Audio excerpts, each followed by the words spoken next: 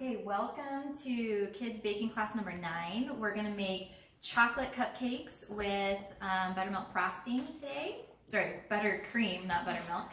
And Brett and Lincoln here are going to make the cake all by themselves. So first, we're going to put all the dry ingredients in the bowl. So they're going to put in 3 cups of flour. We're doing a double batch. That's sugar, son.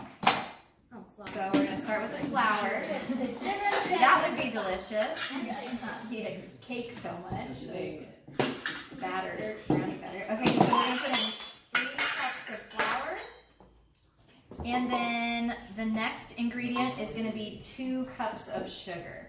So they're measuring... Did you say 3 cups of flour? 3 cups of flour. You want a chair, bud? There we go.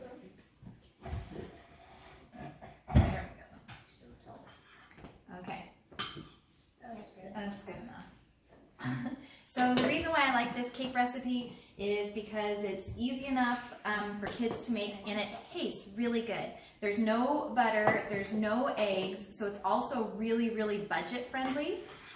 But it's a really good chocolate cake. So if there's 2 cups of flour, we're adding a third. Remember, this is a double batch, so this will make 2 dozen cupcakes, or it would make 2 8-inch squares. Hopefully we're going to try and make most of the cake in the bowl here, so much.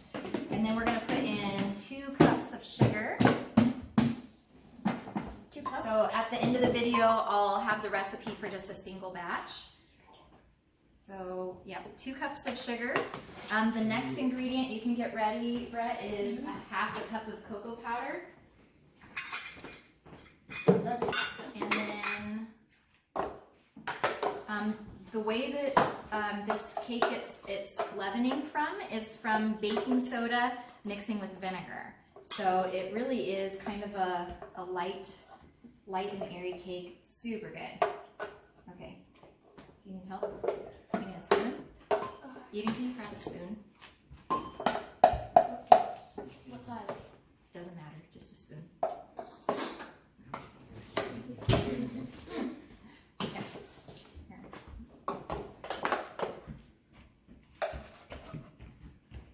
Alright, so is that the 2nd cup of sugar going in? And then we've got ½ a cup of cocoa powder. You can go ahead and put that in, Brett.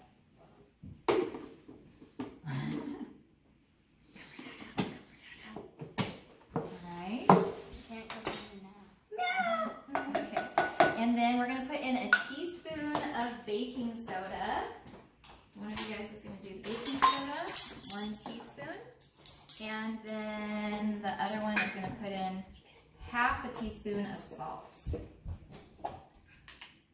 And Lincoln, if you want, you can go ahead and start mixing that together. So we're going to mix together all of our dry ingredients. And then we're going to put, I'll go ahead and put 2 cups of water in here. So we're actually, since we're doubling it, make sure you scrape that. We're going to do 2 teaspoons of baking soda since we're doubling it. And have 2 cups of water.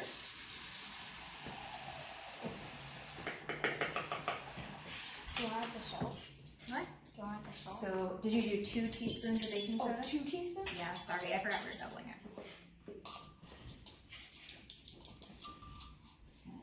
Chunk it up there. That's good.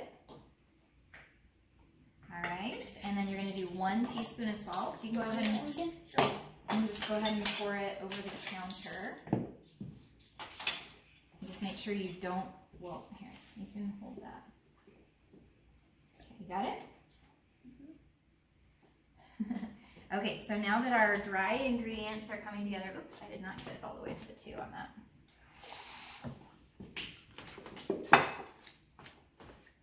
Alright, and then we're going to put in, no, that looks good. Oh, that's good. Okay. Yep, you can sprinkle that in. And then, Brett, you can put in 2/3 of a cup of oil. 2/3 of a cup. Yep, so you're just going to fill it. It's already got the 2, so you're just going to go up to the 2/3 right there. Alright, and then our very last thing is going to be, so you should be watching down here, bud. Then the last thing we're going to put in is 2 tablespoons of apple cider vinegar. And you could use any vinegar for this. Should we finish it up? Nope, that's 2/3, so that looks good. And then you're going to put in 2 tablespoons of vinegar. So there's all you're going to use the tablespoon, and you're going to do 2 of them. Why can I not put this lid on? Oh my goodness. It's not smoking. There we go. Okay. Careful. No, you're going to put it with the wet ingredients because that's a wet ingredient. It's very dry ingredient. There's 1. All right, let's do 1 more. This does not taste like apple cider. Let me just be clear about that. It is apple cider vinegar. Okay, so that's all of our ingredients. So now what you're going to do is you're going to pour that in the other one. Carefully though, because it's going to dribble back, so just make sure the whole thing's over it. All right, yep, pour it all in there. And then you guys are going to whisk it together and we're done with our batter. So what they're going to do, they're going to whisk it together and then we're going to use, I like to use a scoop for measuring out cupcakes because that way all of the cupcakes end up being the same size and so they bake evenly, but you could just pour it or use a spoon or something or a ladle or something. But they're going to scoop that into the muffin cups. We are going to put that into the oven for about 15 to 20 minutes. You just want to make sure that it's set in the center and then we'll let them cool before we do the frosting. So we will check back in with you when these pop out of the oven and when we're starting to work on the frosting. Okay, so our cupcakes came out of the oven and now we're getting ready to make the frosting. So this is just a regular American buttercream frosting. If you want to make a Swiss meringue buttercream, which uses a meringue instead of the powdered sugar, and then you put in regular sugar with that, you can look at one of my other videos about how to make a wedding cake. So my volunteer here is going to start by putting in 2 sticks of butter, and those have been at room temperature for a few hours. So that really is the key, is having room temperature butter. So it takes a little bit of planning, but that step is really, really worth it because if you start with butter that's too cold, it's going to get kind of chunky. If you try to melt it, it's going to try to turn into kind of a soupy mess. So softened butter that's just been sitting at room temperature is really the best. So there's 1 stick, we're going to have 2 sticks, and then she's going to put in 4 cups of powdered sugar. But before we do that, we're going to turn on the mixer. We've got the paddle attachment on because you need something that's going to hold up to that thick butter. And we're going to cream the butter first before we add the powdered sugar to it. So we're going to go ahead and mix that up and we'll be right back. Okay, so we've blended up the butter just a little bit to soften it up, and we are adding the powdered sugar. We've already put in 3 of the cups.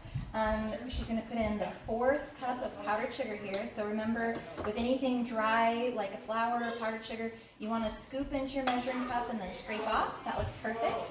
So she's putting in the 4th cup there. And then we're going to mix that in a little bit, and then after that's mixed together, we're going to add the vanilla and a little bit of milk just to get it to the right consistency so that you can spread it on the cupcakes. And we'll be back in a few. Okay, so we've mixed it together just a little bit. We're going to go ahead and put in a couple tablespoons of milk. You're going to start with about 2 tablespoons of milk, and then you can always adjust by adding a little bit more if it's still too dry. But you can't take it out. So we're going to add a little bit at a time, and then we're going to do about a teaspoon of vanilla just to flavor it. And we're going to mix it up again and be right back.